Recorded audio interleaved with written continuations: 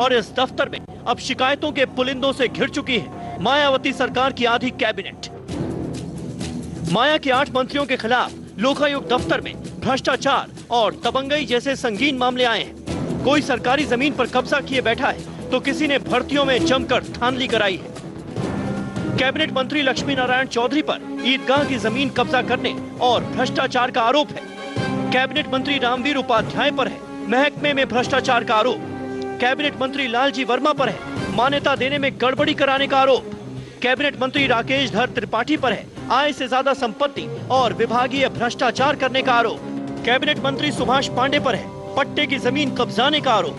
राज्य मंत्री श्री नारायण सिंह पर है जमीन कब्जा करने का आरोप। राज्य मंत्री रतनलाल अहिरवार पर है दबंगई का आरोप। राज्य मंत्री जयवीर सिंह पर भ्रष्टाचार का आरोप है। सत्ताधारी दल के विधायक भी इन कारनामों में पीछे नहीं। बीएसपी के 1 दर्जन विधायकों के खिलाफ भी इसी तरह के आरोपों में शिकायतें पहुंच चुकी हैं। लोकायुक्त ने इन सभी मंत्रियों और विधायकों के खिलाफ जांच शुरू कर दी है। बीएसपी विधायक त्रिभुवन दत्त के खिलाफ भ्रष्टाचार का आरोप है।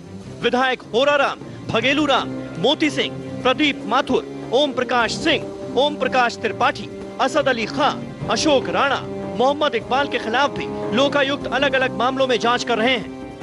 भ्रष्टाचार और दबंगई के मामलों में पहले ही माया के आधा दर्जन मंत्रियों की कुर्सी छिन चुकी है।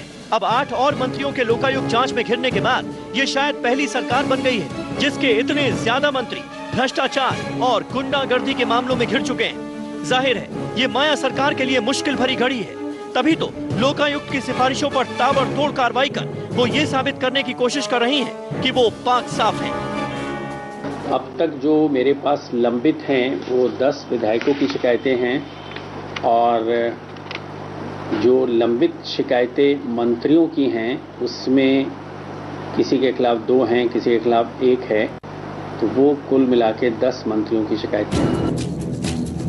2007 में बीएसपी सुप्रीमो मायावती कानून व्यवस्था और भ्रष्टाचार को मुद्दा बनाकर सत्ता में आई थी, लेकिन 2009 के लोकसभा चुनाव आते आते मुख्तार और धनंजय सरीखे बाहुबली इस पार्टी का चेहरा बन चुके थे। नतीजा सामने है। पार्टी चौतरफा आरोपों से घिर चुकी है और अब तो लोकायुक्त की तलवार भी सबसे ज्यादा सत्ताधारी पार्टी पर ही चलती नजर आ रही है। वक्त आ गया है जब जनता लेगी अपने वोटों का हिसाब। सियासी विरोधियों को भी मिलेगा हमले का पूरा मौका। ऐसे में देखना यह है कि कानून व्यवस्था और भ्रष्टाचार के मुद्दे पर सत्ता में आई बीएसपी अब खुद इन आरोपों में घिरने के बाद कैसे देगी आरोपों का जवाब। शलभ मणि त्रिपाठी, लखनऊ, IBN 7।